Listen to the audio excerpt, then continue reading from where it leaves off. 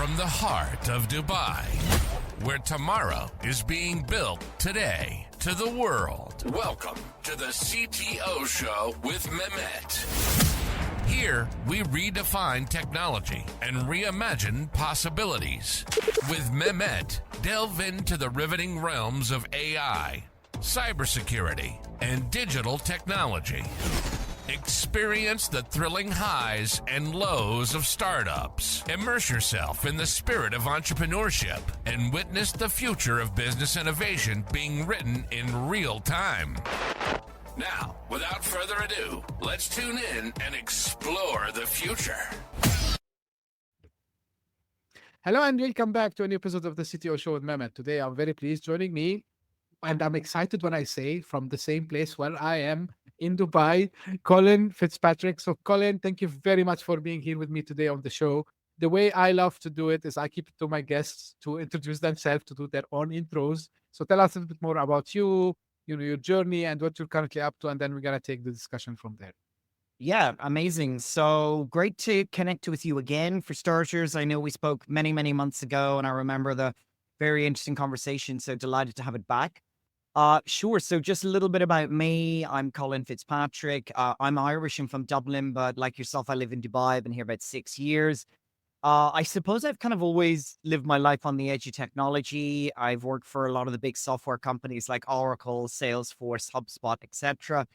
In 2020, I've always been into crypto as well since about 2016, 2017.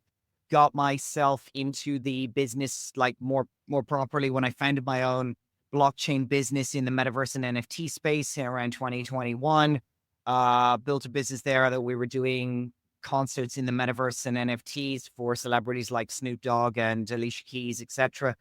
But really, as soon as ChatGPT came out, I thought it was, the most game-changing technology that the world had ever seen. And I said, that's what I want to do. And I've been working fairly solidly in AI since then. Done a couple of different things, built a digital human, like a conversational 3D avatar for customer service and support, which I think is going to be a massive industry, and there's loads of people doing it now. For the last while, I've been building AI agents for Web3 with Griffin AI. So that's what I'm doing right now, which is providing a platform for developers to build, host, and monetize autonomous AI agents that can actually transact on chain.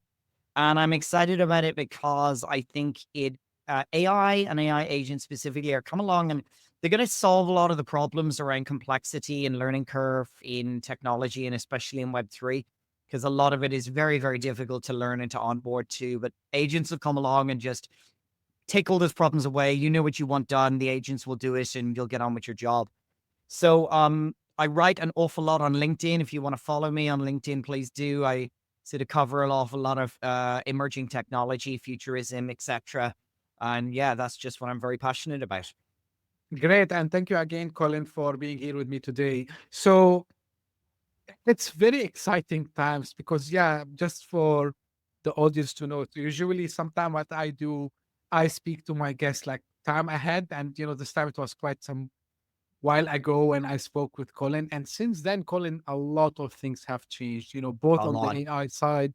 But you mentioned something, which stopped me. You said when you saw ChatGPT and everyone talks about the ChatGPT moment. Now we are seeing this moment, almost repeated very, very fast. So I can, mention some and you might help me also. So we had, after ChatGPT, many things happened, but just 2025. So we had this, DeepSeek moment. We had the Manus moment. And I don't know, like the vibe coding moment. So among all of these, right? So which one stopped you, or like you said, okay, like this is something again that I think, it's gonna take us by storm? Well, okay, I would say yes, people talked a lot about the ChatGPT moment for DeepSeek, okay? And I think it was a very, very important moment, but it wasn't as big as ChatGPT.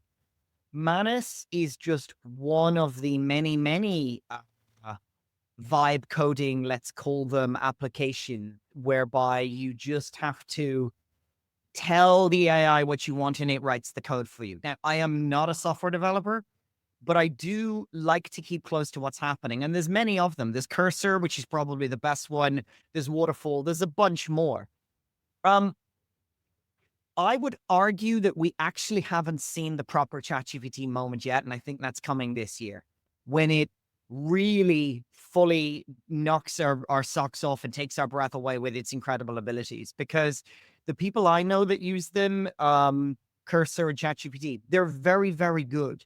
They automate a lot of the basic tasks, but you still need to be a developer to figure out to build a proper, robust, scalable enterprise class application. That's just not there yet. But I absolutely believe that is coming. Right now I can go into Claude or ChatGPT and I can get it to write a little game like Snake, like was on my first mobile phone, the Nokia 5110, like 20 years ago, whenever it was. And that's pretty remarkable. But the way I always like to describe it is if you look at text to video. So we've seen the ChatGPT moment for text to video is Sora. We had these models that came out like Will Smith eating spaghetti, and you could see it was a video, but it was awful and blah blah blah. And then I come Sora, and it's just like, well, this is indistinguishable from real life. Realistically, that was a ChatGPT moment, and many more of them are still coming. So when it comes to this application development, vibe coding, whatever we want to call it, we've made massive strides, but I really believe that we're only scratching the surface. I think for the whole of AI, we're at various different places on the exponential curve.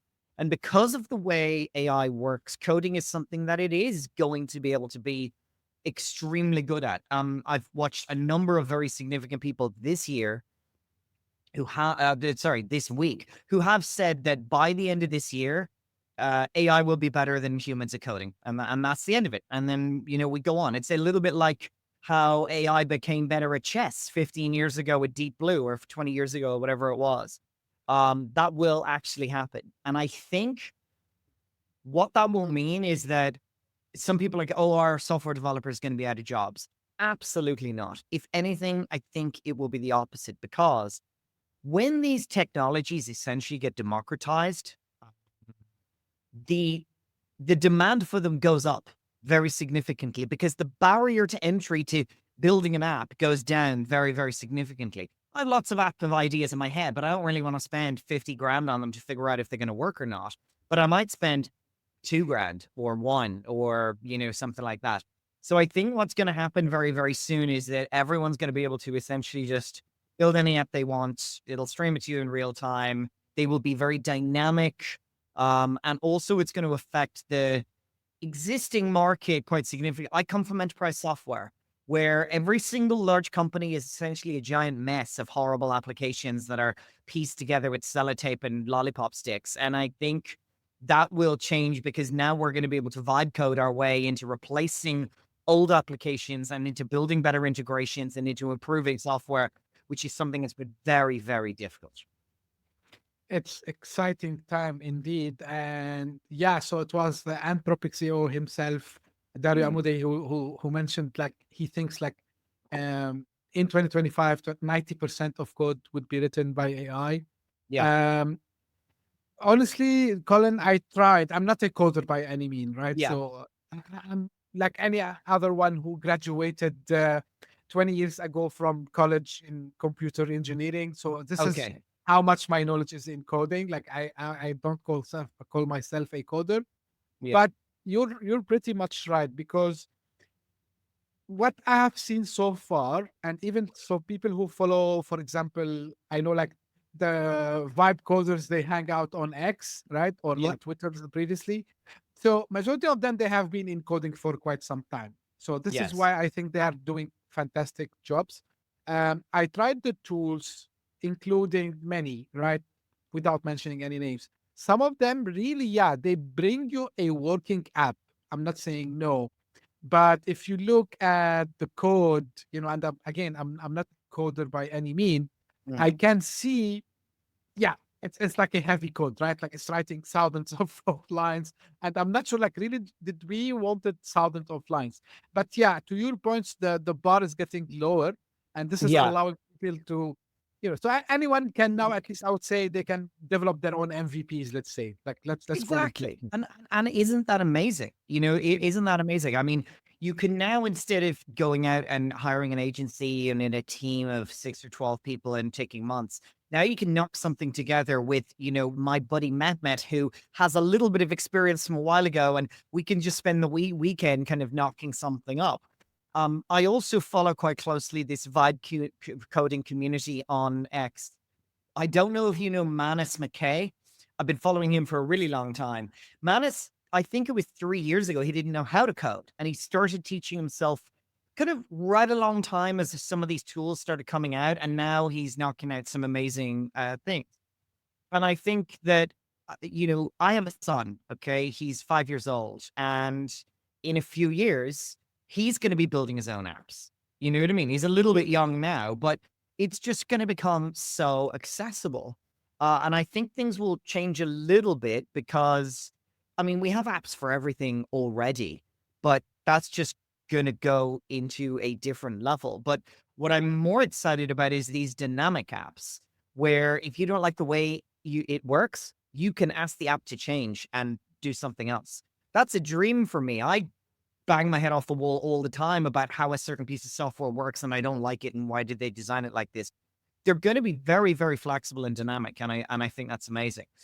But it will enable, like you said, it will enable people to knock up MVPs very simply and then potentially launch businesses in a soft launch way without spending a fortune, without spending 6 months. Because the most important in the startup the most important thing is market validation and product market fit. And too many people, and I've done it myself as well, you think you've got the best idea in the world, you put in a ton of work over many, many months, you build something, and then you can't sell it. What people are doing now is they're getting an idea, knocking up a prototype, getting it out there onto X, seeing the feedback. Okay, they don't like this, we're going to change it that way. And you're able to dynamically build this product according to what, the market reaction is and things like that. And just while it's in my head, yesterday, Elon Musk tweeted, "What don't you like about X? What do you want changed or improved?" He said, give as much detail and data as possible in the replies. And obviously, he got tens of thousands of replies. It doesn't take a genius to work out what he's going to do. He's going to scrape all that data. He's going to use AI to analyze it. He'll probably do it a couple more times. And then they will use that to see the real world feedback of what the important people on X, who are the vibe coders or are the Ilya Sutskever's or whatever it is, will do. And that is what they will do. And to me, I think that is incredible because I think that's kind of the way all software is going to go. I haven't been involved in a huge amount of software projects, but I have worked for software companies and I kind of know how it works. And sometimes it can be terribly done and really awfully put together where the people building the software don't actually really truly understand the mentality of the people using it. And I think all of that is going to change. Absolutely. And, again, people might say Grok is another moment. We're talking about Elon Musk and X and all the things that's happened because Yeah. it's really, it surprises me. Like when I ask someone which tools are you using and someone tells me only ChatGPT maybe, and say you're missing a lot. Now, Yeah. yeah. Now another thing which I'm gonna go from it to the Web3 world with you, Colin. Agents, AI agents, and like this is actually what you are focusing on today for a use case which is related to the blockchain and Web3. But AI agents, now we saw attempts before, and I remember, and I was still new to this podcast as well. I was doing solo episodes. Um, and I saw, the first attempts of Auto GPT and Yeah. Baby AGI and all the Yeah. other open source and community-based tools. And I said, okay, it's very early, but these guys are up to something. And all of a sudden, everyone starts to talk about AI agents. What's your take? What are we trying to achieve with these agents? So I've been actively writing about agents for quite a long time. a year. No, actually, it must be at least 18 months because I'm in my current role a year. And I've noticed a massive turnaround in the last 3 months where all of a sudden now people are really taking agents seriously. So let me first define what I believe is an AI agent. It is an autonomous piece of software that can operate independently to complete meaningful work. By that, I mean goal-oriented tasks. There are lots of bots out there who can do one. An AI agent can do multiple tasks, but you give it a goal. It, like ChatGPT will go, here's all the different things that need to be done. We'll often do it. It can use logic and you can use reason. It can problem solve and actually learn from its mistakes. But then it can use tools. And that's the most exciting part of that. So you will, by the end of this year, I believe there will be agents where you'll connect all your apps, your Gmail, your Slack, your WhatsApp, all your different messaging, and then probably lots of different business apps as well. And you will tell it to go and do something and it will go and do it and it'll come back when it's complete. And sometimes that task will take a minute and sometimes it could take an hour. And eventually they'll be doing tasks that'll be taking days, I believe. Now, so to me, I believe that AI agents will bring AI to life. And what I mean by that is that AI is fantastic now. We've had AI for 10 years built into applications and things like that. Then we have Gen AI, which brings in ChatGPT. And as remarkable and transformational as it is still an empty box that you type a question and you get an answer in text. And as incredible as it is, because it's got the whole worlds of human knowledge in there, that's kind of all it is. It doesn't actually do anything. Now, when you ask it to make an image or a video, that's kind of doing something a little bit more. But when it's going to be able to reserve me a hotel, book a flight, and then tell me the best restaurants to go to within my budget and taste, that's a bit better. And that's coming very, very, very soon. But also it'll be able to automate a whole load of things in your actual life. Okay. And I'm writing a book about this at the moment because I believe the people who will stay ahead of the game here using AI agents, I believe it'll take away a lot of the drudgery, the repetition, and the stuff that we don't like doing. Like, say, for example, yesterday I spent a really long time updating all my notes in CRM, and I hate doing that. And most sales guys do, but I think that'll all be automated. You will have a digital personal assistant who will listen to everything that's going on your phone and your computer. It'll know everything that's happening in your business.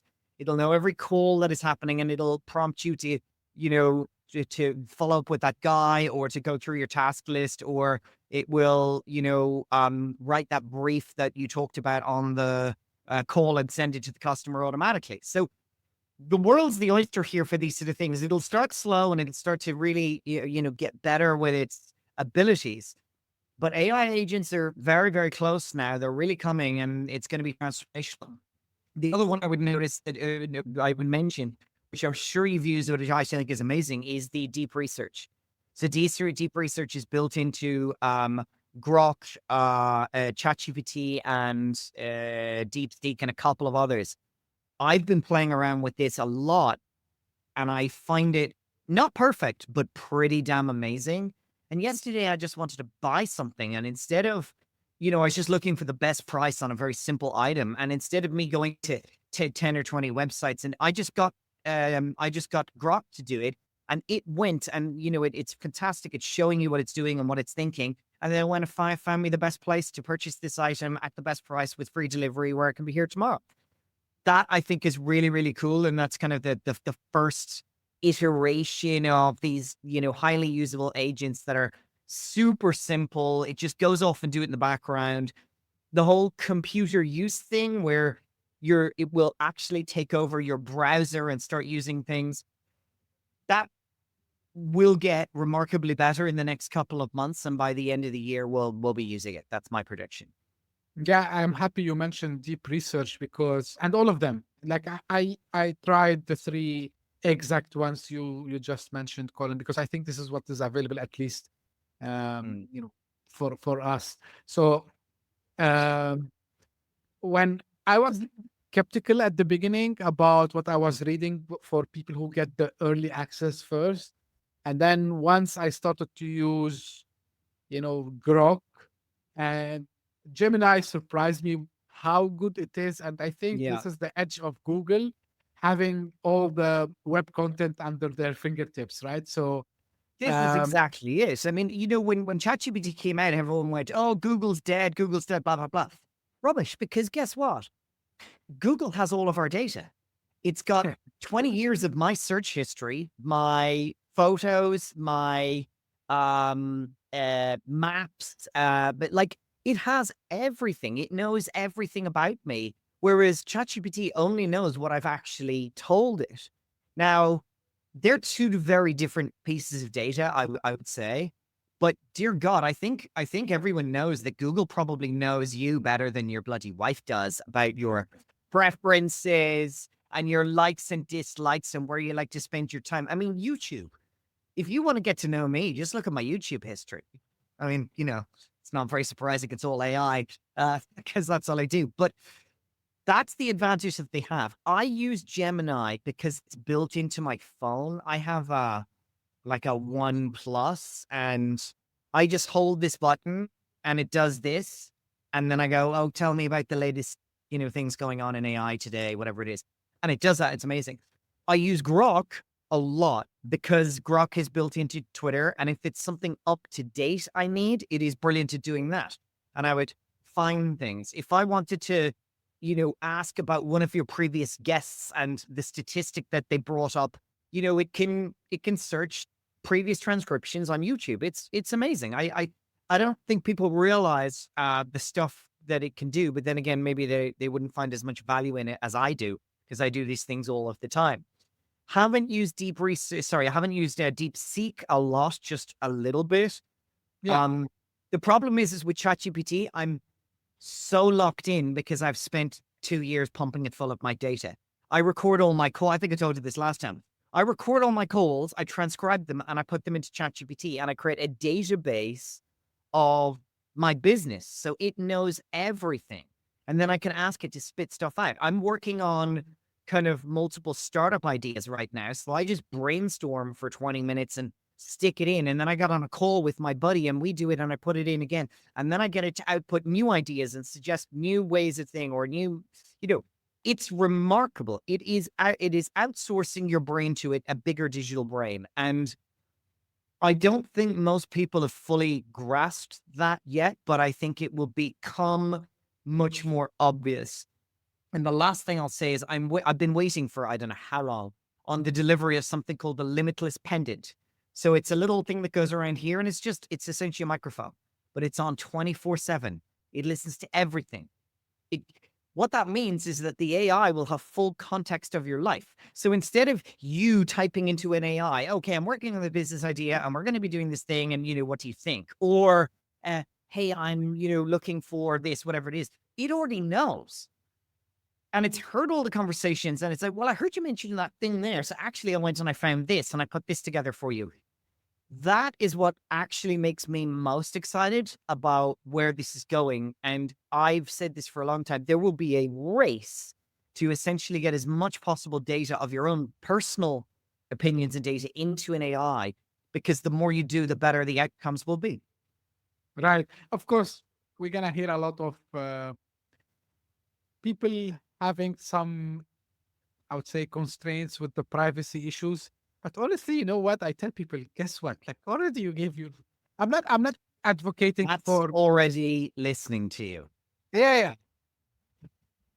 yeah, but I tell people, okay, but guess what? Like exactly I give the phone example, I give the Netflix example, I give the Amazon example. I said, guys, like really already, majority of the companies, they know what you do. Like you don't even have to talk sometimes, like your activities on the internet would put that. Now, saying, all these things about, the AI, the deep research and all this, how all that intersect, Colin, with, Web3 and the blockchain? So I believe that AI is coming to solve an awful lot of problems in Web3, but I also believe that Web3 is coming to solve an awful lot of problems in AI. They're essentially a very happy marriage of two technologies that will come together to create something significantly better. So what we in Griffin do is we enable any Web3 app like a wallet or a dApp or a DEX or anything like that to come to our marketplace to find a whole host of different AI agents and to integrate it into their own app or technology to make things significantly easier. So it can help with customer onboarding, customer journey, customer service, but it can also do significantly more complicated things like make transactions or automatically make transactions. So you might, create a trading bot. We have a product called the transaction execution agent, and it's literally like ChatGPT for your wallet. You connect your wallet, you can talk to it. You can just ask it to make transactions or do some research on where the best staking opportunities are, or help to, decide what coins to invest in. So there's a lot of really cool stuff there. And then there's an awful lot of projects that are out there in the world of Web3 just bolting on AI and calling themselves an AI project. And I think everyone's pretty clear on that. But there's also a lot of really fantastic AI projects that are out there trying to solve the problems of just the sheer high learning curve to getting into DeFi and to becoming proficient with it, and just the bad usability. Web3 is known for bad usability because the entire ecosystem is way too focused on the underlying tech. Oh yeah, and we're using the blockchain and we're on this layer 1 and our TBS is this, but no one gives a shit. People only care about, why is this piece of software better for me to use? Does it solve my problem? Does it provide me a better user experience? That is where AI is going to come in and fix an awful lot of things for Web3. That's interesting. Again, and I was checking the website. So you have these kinds of personas or like avatars, within the agent. So you can give the agent kind of a personality to act on a specific topic, which is super cool. And again, like it's bringing a character, or let's say something that we can visualize, right? So it's like we can visualize this agent, because if today I'm speaking about, let's say, Manus, right? Uh, Other than the videos that we've seen of people using it and seeing, people just typing a prompt and then we see something working by itself. So it's like having it as if it was a, robot maybe, but please, in a virtual sense, I'm speaking like this. And speaking of this, Colin, so you mentioned there is a lot of problems in blockchain that AI can solve and vice versa.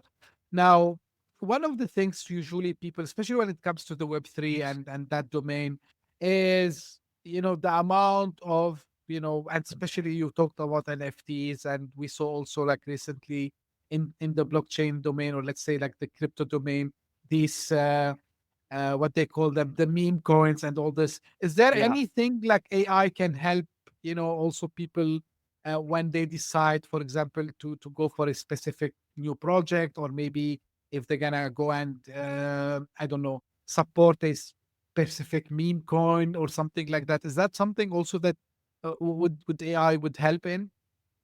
Yeah, I mean, at the end of the day, what does AI do very well? It ingests large volumes of data, it summarizes and understands it, and then, spits something out the other end. So that's very, very applicable for the world of meme coins, because I'm not a meme coin guy. I'm not a DGen, DeFi head or anything like that, but I do know lots of people who are. And they will spend their time on 6 or 7 main websites to pull together the various different data. And then they'll have lots of other different places. And then they'll be on X, and they'll be on Discord, and they'll be on Telegram and things like that. AI can essentially pull together all of that data and provide some outcomes to you in a specified format that is helpful for you. So we're building something called the meme coin hunter. So it goes and, it can look at trends. Meme coins tend to be flash in the pan. Most of them are spike up and they're down within 24 to 48 hours. There's a few like Dogecoin and Dog with Han, Pepe, and a few others that have kind of lasted, but the ones that are launching on Solana every second these days, they tend to be, up and down. So it can look at certain trends that are going on TikTok, and then a meme coin that's launching that, has suddenly got support from some reasonably well followed influencer, and you might be able to ride the wave there. But, it's degenerate gambling, and that's kind of it. I sort of do hope the meme coin thing will pass. It's not going to die. It's not going to go away. It's part of the nomenclature now. I mean, that's it. But I sort of kind of hope, and I hope this before the meme coin thing came off, that projects with real solid utility and use case will be the ones that'll do well. I was proven wrong on that. My hope is that eventually things will turn around and we'll see the good projects, sail. Right. Now, on another important breakthrough, I would call it, which happened, and for the sake of transparency with the audience, we're recording on the 18th of March. So last week, we've seen Google bringing Gemini for robotics. And, people, again, maybe they didn't focus on it, but I see it's something really super cool there. Oh. And I know, like Colin, you Yeah. wanted to share also something regarding the robotics in general and what AI Well- is bringing on the table. Yeah, I mean, go look at my post from yesterday on LinkedIn. I like to update everyone on what's going on in robotics, because every week, like ChatGPT, there's another extremely impressive moment of an autonomous robot doing something pretty amazing. Now, the latest one a few weeks ago you might have seen was Figure from Brett Adcock. He had two robots. He came up to them, dumped a bag of groceries in front of them and said, "Sort this." And the two robots worked together. One of them grabbed an apple and then he handed it to the other one. And then he opened the fridge and he put it in. And then another guy grabbed a box of cookies or whatever it was and put it, in the drawer over here. And there was one amazing moment of they were handing, the two robots actually looked at each other as if to acknowledge that they're passing this thing. Very, very human. It was quite crazy. Yes, Google are getting into it. NVIDIA are building essentially an entire operating system for robots to understand the world. Because like self-driving, it's easy to get a car to self-drive on the highway. It's very difficult to get it to operate on the back streets of Bangladesh. There's just, this like curve. You can't program that. So you can't program a robot to do every single task because there's an almost infinite amount of things that it might do. But what Figure have done is they've built this operating system based on a neural net. And I've been saying this for ages. The future of computing is data into a neural net and then output. That's it. Okay, it'll do the whole thing. And they're releasing this like robotic understanding of the world neural net so that it can do anything. And you can literally show it to how to do something yourself, like you would show a friend, and it will learn. And let's not forget, with a robot, once one robot learns, they all know how to do it. So we all have this vision of AI being this like supercomputer in the sky that, will know everything and then with agents can do things. No, because actually where AGI or anything like that is really going to come to life is through, humanoid robots. It's the embodiment of this AGI. And I was driving along in the car thinking about this yesterday. I was like, we are going to have, I think Elon Musk says he plans to be outputting 1 million robots a year by 2027. And if he's doing that, then there'll be several, other companies doing not as much, but similar. So they're going to be everywhere very, very fast. Okay. They're only 3% the weight and complexity of a car. So they produced an awful lot. And we're going to go from, oh my God, there's a robot, or oh, I saw another robot the other day, to them being everywhere in a few years. That's what's going to happen. But if you think about these robots, they're going to be, dexterous and able to do anything and help you and blah, blah, blah. But they're also going to be the most intelligent person on the planet because they'll be able to answer anything for you and they'll be able to do anything. And they've been trained on the entirety of YouTube and things like that. So, if I go on YouTube and someone goes, oh, here's a new way to redecorate your room and we can, get some wood and we can build this and we can build a banner and we can paint that. I'm not very good at that. I can't do it. But hey, my robot can. And that's just one stupid example. But we're going to very, very quickly enter a world where we're going to have these robots all over the place, and they're going to be able to do kind of almost anything we can do, within a subset of that, maybe eventually everything. And it's a terrifying thought because we're about to enter a new paradigm of a world that we can barely imagine. But I really do believe, I try not to be a doomer when it comes to AI. I think AI will take jobs. It will. Okay. It's undoubtable. It will also create more in a certain way. But I believe that eventually in 20 years' time, we're heading to a place where, you know, uh, the Industrial Revolution took away the ability, the need for us to have strength and muscles and stuff like that. And then we have, machines to do things. And then we have computers and things like that to do things faster, but it's all very task related. And now, knowledge work is going to become democratized over the next kind of 10 years and embodied into humanoid robots. And it could, I hope, bring a area of complete abundance. I mean, if you think about 500 years ago or 1,000 years ago, someone had to go out and catch some birds or rabbits to cook on the fire for dinner. Now we don't have to worry about that. You know what I mean? It could be the same for many other things. Absolutely. And of course, this is debatable, the way from two sides. Like, I mean, how fast it's going to happen and, what will happen actually. Yeah. Uh, I'm like you, more on the optimistic side of the house, I would say. I see I'm not seeing it very far, by the way. I still believe that in my lifetime, I'm gonna start to see some of what you mentioned, Colin. Yeah. And it's not like, I mean, look, undoubtedly in everyone's lifetimes. I mean, look, the way we talked about following the vibe coders on Twitter, I follow a lot of the what's called E/AAC, and it stands for effective acceleration. And what they mean is that there's no point in putting on the brakes of trying to control AI or trying to regulate or trying to moderate it. We may as well just go full pelt and see where it gets us. Okay. And most of these guys are basically going, well, AGI 2030 is kind of what I think 2030, 2032. But a lot of them are like, no, 2027, and they're also, I mean, every week something happens where we're like, oh my God, I did not expect that so soon. We didn't expect Sora. We didn't expect DeepSeek. We didn't expect Manus. Every month or so, we're coming out with a new, I call it a cliff. It's not just a gradual one like that. It just goes, and then all of a sudden we're there. And then we're up again. That's going to keep happening.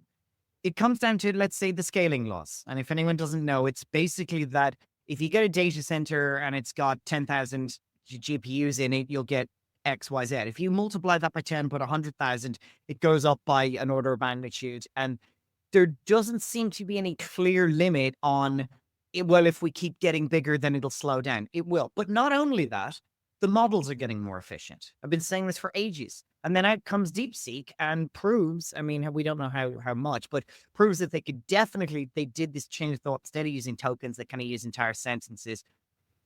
I mean, they talk about, 700 billion tokens and things like that. If you take a PhD who's 60 years old, he's probably ingested about 1 billion tokens in his entire life.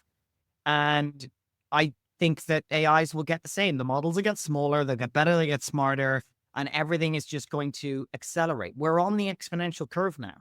So it's not within our lifetime, it's within this decade, we're going to see things radically change. And the next decade, it's really hard to tell because we're just not very good at predicting the future when it's going to change this much and this fast. Absolutely. And for me also, I'm not relying only, of course, like maybe I start to act like an algorithm by myself, analyzing previous data and trying to see like I can expect things. So I'm not relying only on the breakthroughs that are coming from the technology companies alone.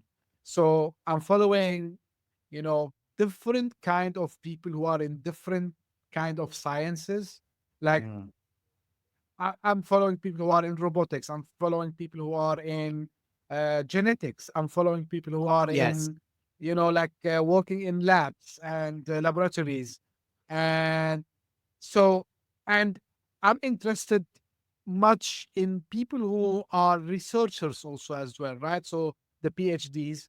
And yeah, because, the logic says that if we keep doing what we are doing, the cliffs as you described them, Colin, some of them, they believe that AGI, it depends how you define AGI, of course, but some people, they say it's coming this year, right? So some of, and they are like, you know, Yeah. I mean, some people think AGI is here already because we have a, box that has all of world knowledge. But look, at the end of the day, it really, really depends on what your definition of AGI is because there's no set definition. OpenAI define it as a system that can do, I think it is the majority of meaningful, valuable work, human work. Okay. That's a pretty high bar.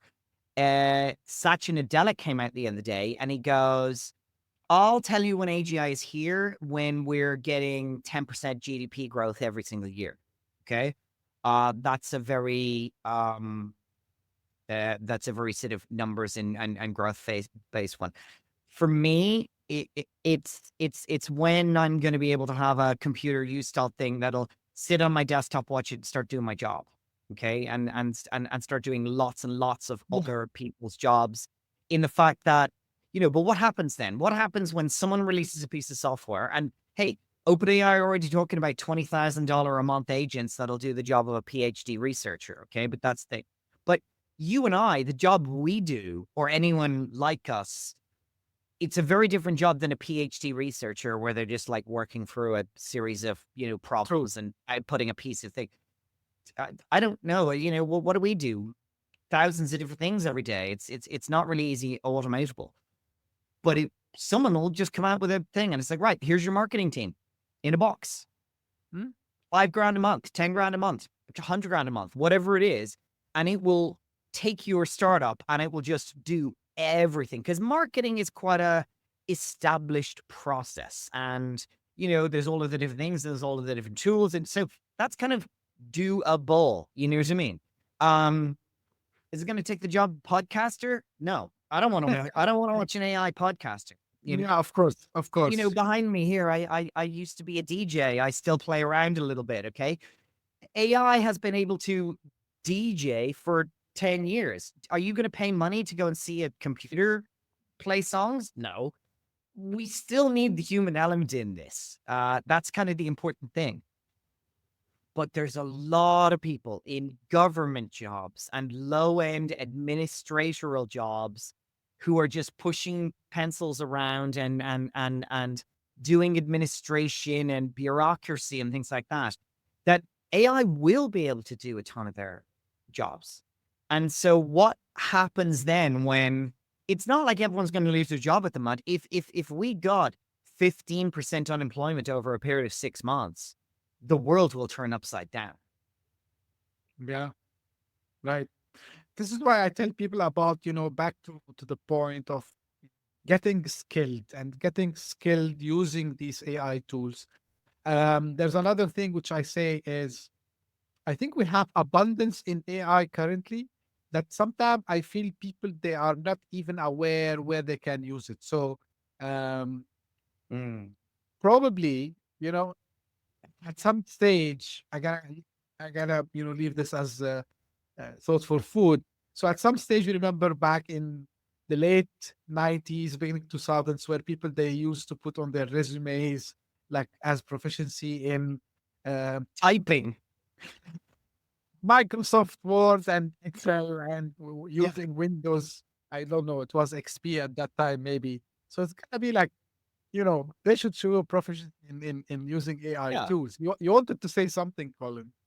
Yeah. Well, you're absolutely right. I mean, people might put a prompt engineering on their CV today because it is a skill that not everyone has, that if you're good at it, you can get the maximum out of AI. And it's exactly the same as, people used to be able to use Word or typing going back a bit further. I believe that AI has to change and evolve to become more human. And what I mean by that is if I called you up and I said, Mehmet, you're an expert in pitch decks for startups. What are the elements of a good pitch deck? What's the first thing you'd say to me? Well, you would ask me some qualifying questions. You'd go, well, I know, I'm sure. I don't know. What's the business? What's a Series A, seed? It has to qualify. AI Right. really doesn't do that very much anymore. It just gives you an answer. However, I will say I have noticed that OpenAI Deep Research does come back now and ask you some clarifying questions, Right. gives you a thing like, it asks you, okay, do you mean about that or do you mean about that? And I've got caught a couple of times because I hit enter and then I go off and do something else. Come back 10 minutes later and it's just asked me a question. So it's starting to do that because, I've always been a big proponent of voice in AI. I think in certain circumstances, certainly not all, and not even just a small part, but I think voice will be amazing because it is the preferable mode of communication for humans and has been for thousands of years. You know what I mean? The conversation. On my LinkedIn, I call myself a storyteller because I think it's a really important trait. The conversation has gone back thousands of years before the written word, and I think AI will become just like your digital friend and your digital buddy, and you'll ask it a question, and it'll ask you questions again, and it'll confirm before sort of giving the answer. Right now, it just spits out an answer the best it can with the little information it has. So that's a change. The other thing that I think is we're going to have AI personalities. Because if I had a question about pitch decks, I'd call you. If I have a question about financial analysis models, I'd call, my other friend over here. Now, obviously, I know that AI is AI and it has all of the data, but sometimes you want a different answer depending on the type of person you want to ask, if that makes sense. So it's like the way I go to Grok for one question today and I go to OpenAI for another, and even the different models. I think we're going to have like conversational avatars that one guy will be, hey, if you just want some superfluous information on the stock market. And another one will be if you want to have a deep philosophical chat about the meaning of life. And then if you want to talk about celebrity gossip, you go talk to Paris Hilton. And if you want to talk about sports, you'll talk to Tom Brady. I use those examples because Facebook about a year ago came out with exactly that, but they never fulfilled it. I do think that is coming. And little by little, bit by bit, we're just going to ingrain AI into everything we do. And the next step, maybe not this year, but certainly next year, is you're going to have a pair of glasses almost identical to the ones you are wearing right now. And you'll just go tap, tap. Hey, remind me to do that thing, but also send that email to Mehmet and go do some research on this new thing. And it'll do it. And it'll be listening all of the time. It can see as well. And we will become like cyborgs. Right. It's exciting time. No doubt that we are living, like every time I witnessed, I would say, another breakthrough, I was so excited. I said, yeah, this is the moment. But, this time I can feel it very, really different because it's simplifying, life.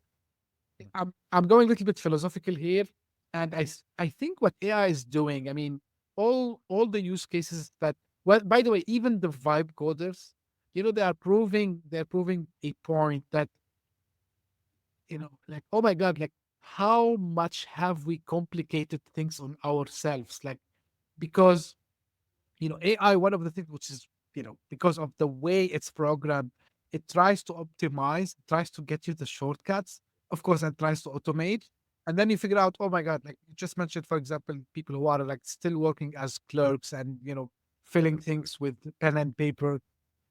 Like, look how much we could have had fun instead of hammering ourselves in these repetitive nonsense tasks sometimes. And now this is why I'm excited about the age of AI and everything AI is bringing to us. Colin, like really very, very rich conversation, I would say. As we're coming to an end, any final Yeah. thoughts? You mentioned about LinkedIn. I'm gonna put the link there, but if you want also to guide the audience also as well, something. Yeah.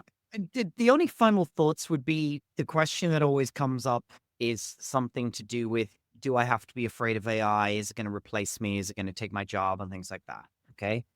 The answer is maybe if you bury your head in the sand and do absolutely nothing. Okay. But I can promise you that if you do try to stay ahead or close to what's going on, be aware of some of the tools that are coming out that you can use. And, there's basically very, very few right now, apart from ChatGPT and things like that. I mean, they're, agents or whatever, but they're coming en masse very fast. And if you just try to get an understanding of what's available, play around with them and start using them, start, exploring and experimenting to save you time, to automate things that you do. If you get into that mindset, you will be so far ahead of 99% of people out there, pretty much, that you really have nothing to worry about. This is myself and a friend of mine are writing a book about exactly this right now, because I think this time is coming. The gap between people who use AI and don't is going to widen really fast. So be on this side of it, don't be on that side. That's kind of what I would say. And okay, it's easy for me because I'm a big nerd and I just love this stuff. And not a lot of other people are much more concerned about watching football than, AI videos. But it will be fairly ubiquitous in, coming out into software applications. AI is software 2.0, I call it. It's going to take over absolutely everything. So from your business's perspective, I mean, the CEO of IBM came out and said the future of, successful businesses is those with the best adaptation of AI strategy and tools. So if you're a small business or anything like that, whether you're an employee or whatever, my advice is to just do your best to try and keep up to date with what's going on, using these tools and experimenting and integrating them into your own process, workflows, and life as you can. And you definitely won't regret it. It will be a really fun thing to do. It will save you time and give you more time back to do the things you want to do, your hobbies, spend time with your family, etc. Not, working 60, 70-hour weeks. And that's what I hope it comes to in the end, that we can all kind of work less and get more done and just, get these AI bots and computers and robots to do most of the work for us, where we focus on actually living. Absolutely. So you mentioned the LinkedIn profile at the beginning, Colin. I'm gonna put it in the show notes so people can follow you and Thank you. reach out to you also as well. And really, it was very engaging and interesting discussion with you today. So thank you very much for your time. Always a great conversation with you, Mehmet. Let's catch up for a coffee in Dubai at some stage as well. Absolutely. And this is how usually I end my podcast. This is for the audience. Guys, if you just discovered us, thank you for passing by. I hope you enjoyed. If you did so, please give us a thumb up and subscribe, share it with your friends and colleagues. And if you are one of the people who keep coming again and again, thank you very much for all your support. I'm repeating it since the beginning of this year. Because of your support, because you're following, what happened this year is something magical. For the first time, I've been doing this for the past 2 years and a half almost. Now the podcast is trending in the top 200 chart in multiple countries. Amazing. So thank you. And also, we've been selected as one of the best to listen business podcasts here in Dubai. We are in the top 45 and ranking around 15 now. So thank you very much. So this is also couldn't happen without all your support. And as I say, always stay tuned for a new episode very soon. Thank you. Bye-bye. Hit that subscribe button, share the show with your tech-savvy friends and fellow entrepreneurs, and leave us a review on your favorite podcast app. Your support means the world to us.